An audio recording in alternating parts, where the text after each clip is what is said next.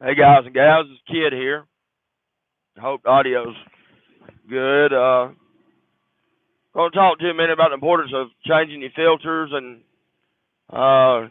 servicing your truck. And when I say that, a lot of people think I'm just talking about oil and fuel, but I'm not.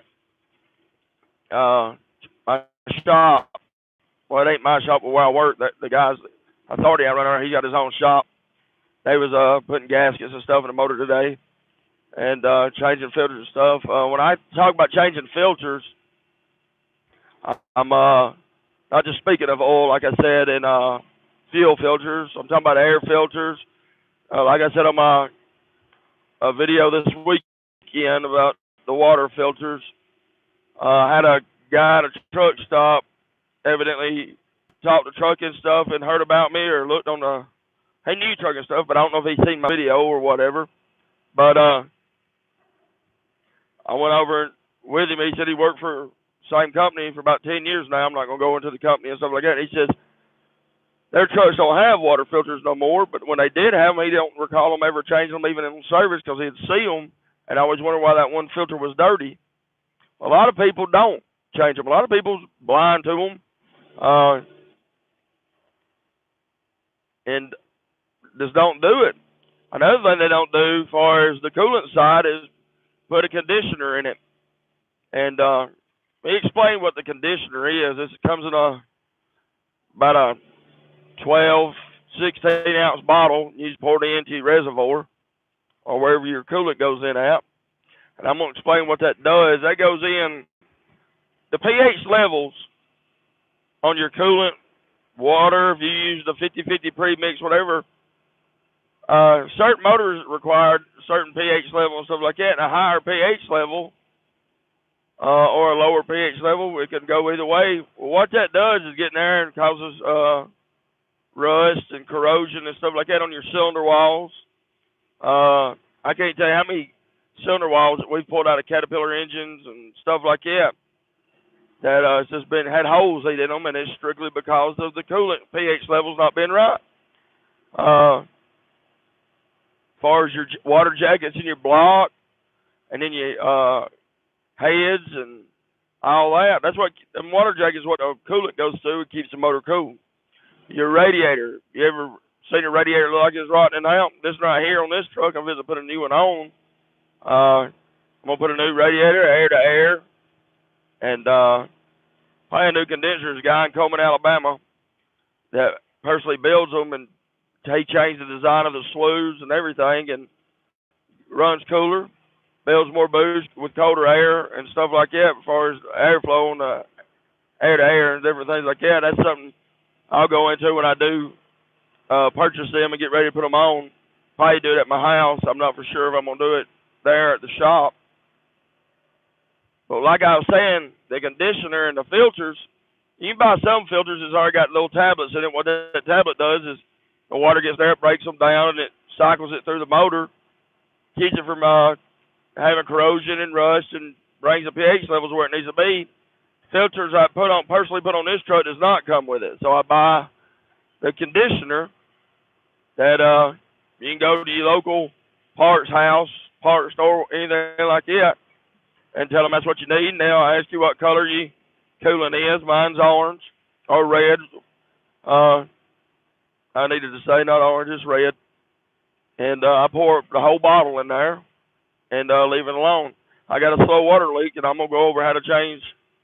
I got to put my water pump off. Like the little O-ring, it's on the piece of pipe it slides on, is I got a crack in it due to, I'm sure, the pH levels and got a little corrosion, so I might have to probably take some water sandpaper and put in there and sand that down. But getting back to the importance of your filters and servicing, like that guy was telling me, he don't recall ever doing it, and that, that filter he noticed was always greasy, like it never been changed. A lot of people don't change them. A lot of people ignore that side of the maintenance of a truck. That's mainly your dope and your transmission rear ends that they focus on, your oil and your air filters, your fuel filters, and oil filters. And they'll check coolant. They'll just check it. Like I was saying this past weekend on a video about the times I changed mine, I found that to be the best times to change them. is going into the winter months and going into the spring. I'm going to tell you why I changed it that close together, because that same guy made a statement to me about it. He said I'm assuming he watched my video. I don't know how to go on here and check see what it was, or see he was looking. But make a long story short, he asked me, he said, why do you change yours right there? And I said, I'm going to explain to you. In the winter months, I pull a lot out of Florida and the South if I ain't running cows, and go all over north, stuff like that. And this winter's been pretty rough, so you understand what I'm talking about. You're running like that, and say it's still 60, 70 degrees in Florida, and you run up and it gets in -10, -20. Even in the 20s or 30s, it don't even hit negative numbers. Believe it or not, even though that water might be set at 100 degrees, 150 degrees, 200 degrees, whatever type of motor you got, whatever type of thermostat you got, that water filter on most engines is exposed. You got some that's inline where you take a cover off and it's actually inside the motor behind the water pump, but mine's exposed. It looks just like a smaller version of a fuel filter or oil filter.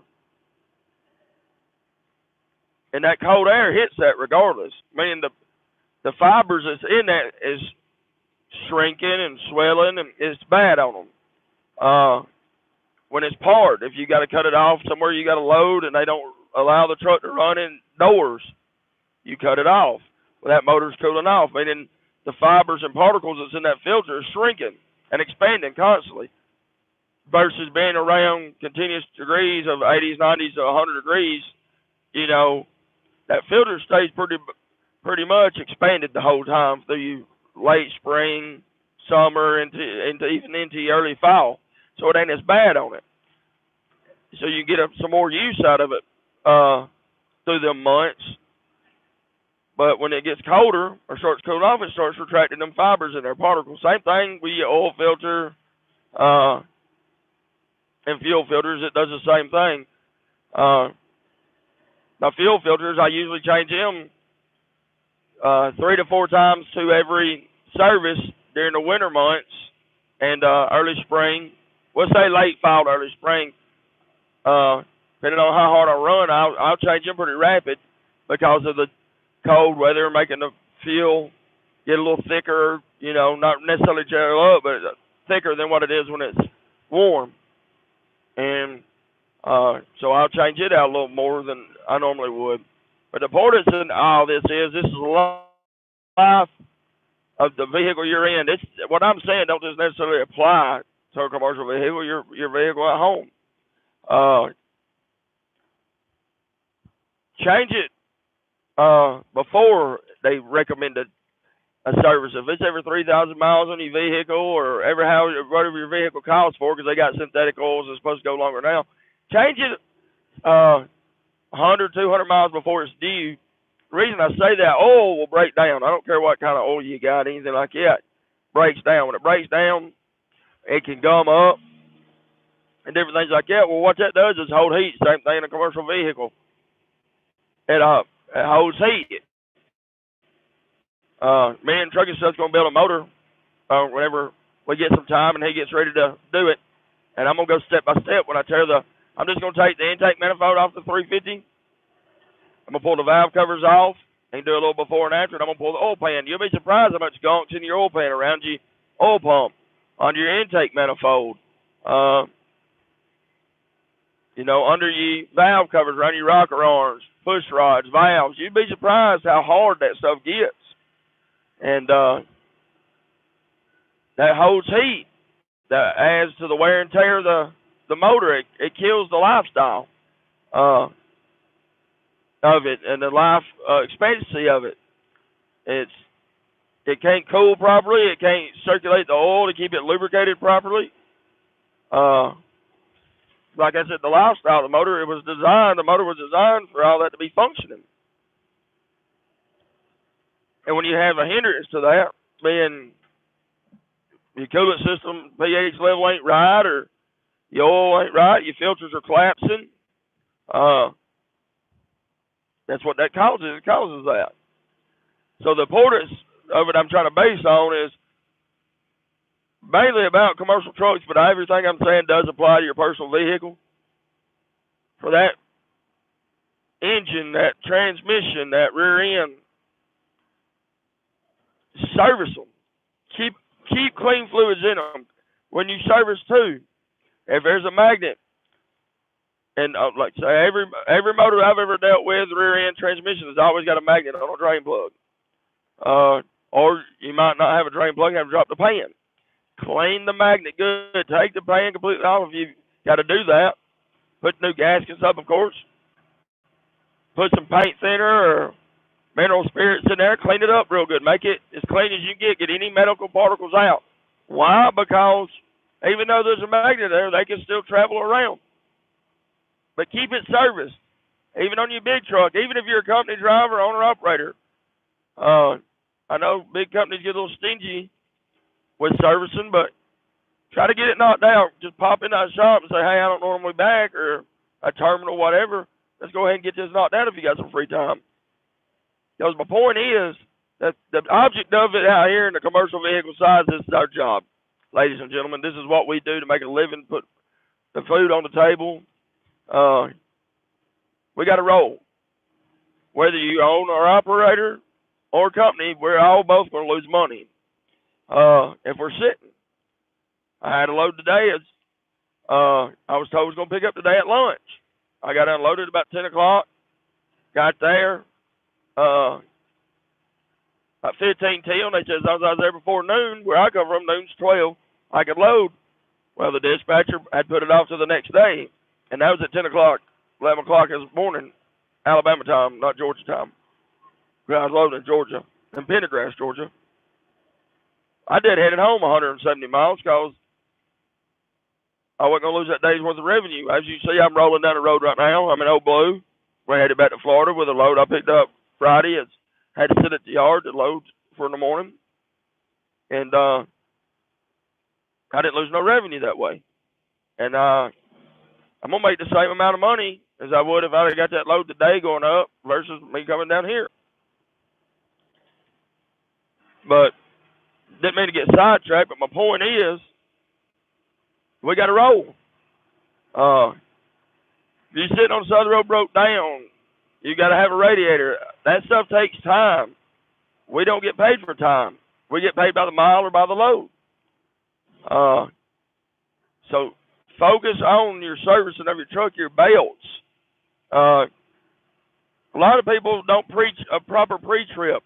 And me and Trucking Stuff has spoke about that a couple of times. And when I go, we go work on that motor, or we're out here meeting up, we'll go over that. One of us can video and the other can pinpoint. A pre-trip ain't necessarily walking around the truck, checking the lights, checking for leans, stuff you might learn in school or somebody else. Raise that hood back, check all your fluids and stuff. But look, if it's dark, get a flashlight out. Check all around that motor, underneath. They ain't gonna die with a little grease on you, but check for leaks that might not have dripped and hit the ground. There's spots on engines and transmissions that it can puddle up. You find that, try to find out the source where it's coming from. A lot of times you can just tighten a bolt down, tighten a valve cover down. On your water pump, tighten that bolt down. Depending on what engine you are, if it's got a tree assembly, what the whole front assembly is, that covers up your gears and stuff like that, bull gears and all that stuff. There's a gasket around that. It could just be something simple as tighten a bolt. And my point is, I'd hate to know that something took 3-4 minutes or 30 minutes to an hour of your time and no money in it involved at all, other than if you had to buy the tools to tighten it up, turn it to a $2,000 or $3,000 job, and you're at a shop for 2 or 3 days. You're not making no money. Like I said, that's just applying to a driver in general. That's no different than somebody going to work at a factory and their machine tear up and they get sent home because they could have told a maintenance man he fixed it in 5 minutes. Now he just slung the thing apart, and now he's off for a couple of days because the machine's tore up. You don't get paid for that. Or being a teacher and not having the material when you have plenty of notice to do it. It's simple, guys. It just takes a little bit of time. It all falls under, like I always say, I guess I can make it my theme or whatever you want to go by. Pride in your ride. Taking pride in your ride is better and more than shininess and clean on the inside. Go over the truck every day. It don't have to be every morning or every afternoon, but at least do it at some point in time of the day. When you unload, just walk around and look underneath it. Constantly keep your eyes on it.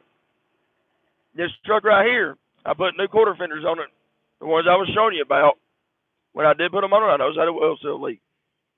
But I knew a point in time it had to happen within 40 miles because I always check it. I always check the trailer, everything. I look. And luckily enough, I had the rear ends, new bearings, races, everything put in it, nuts and keepers. Cost me $1,000. If I had a hub cut off and put on, it'd have been $2,500. According to them out in Amarillo, Texas, because Thermo King would have had done it. So that's what I'm saying.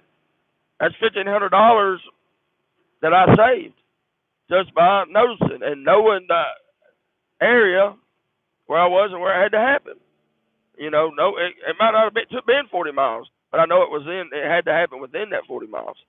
Another thing too, if you see a leak on your hubs or front steers, fill them. If they're not hot, you limp it in somewhere. Don't limp it no 300 or 400 miles, but limp it somewhere. Why do I say that? Avoid a roll call. I highly advise Lucas, stop leak, hub oil. I'm a huge Lucas fan, period. But keep some of that on your truck. That way, if you do got a leak, you can put it in. That way, you ain't running it dry. You might save your bearings. It might just be something you need a gasket. But avoid the road call, because the road calls get high on top of the parts and on top of the labor. I know I don't have extra gaskets in here. I mean, I know how to make them out of cardboard boxes if I got to. And I got tools to do that with. But the whole point is, and everything on this is the importance of servicing and everything like that, because it keeps us rolling. We're rolling, we're making money. Whether we're deadheading and ain't getting paid for that, we're going to pick up a load that's going to pay. So, ladies and gentlemen, the importance of keeping your truck serviced, filters, air filters blowed out or changed, is to keep rolling. Keep making that dollar, because they don't make it easy on us out here. They make it where you ain't got time to do nothing. You pull reefer or box, you bump the dock, raise the hood. You know it ain't going to get you yanked off in a hurry everywhere you go.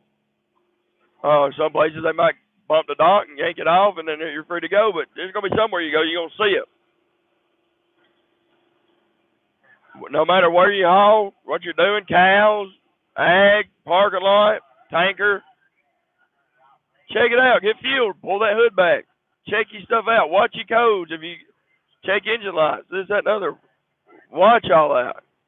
And sorry about that. I'm keeping my radio on and didn't realize it was on. But just stay on top of your vehicle. That's what I'm saying. Most of these times, these major breakdowns are because of lack of not doing a pre-trip. And I don't mean to sound stereotypical when I say pre-trip, just maintenance in general. Your eyes and ears can save you from a road call, save you money, and make you money. And what I mean by that, save you from coming out of pocket or the company coming out of pocket, and you're going to make money by rolling.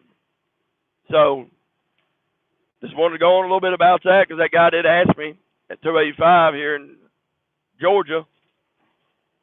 And I just figured out, hey, you know, what a better way to do this and cover it.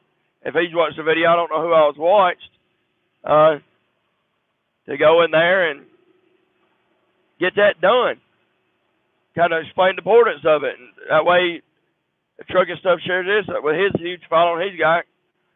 I mean, we can just keep passing it on. Share the knowledge. Share what you know to the ones that don't understand, the ones you see on the side of the road. If you got a radio, holler at them if they need help, because it might be you. I know a lot of us out here run radios, but there's a bunch, probably more, that don't. If you ain't got a radio, I advise you to get one. Trucking Stud's been over how to do it. Get you a whip, put up, especially if you bounce from truck to truck, cigarette lighter. You ain't got to have it peaked in tune.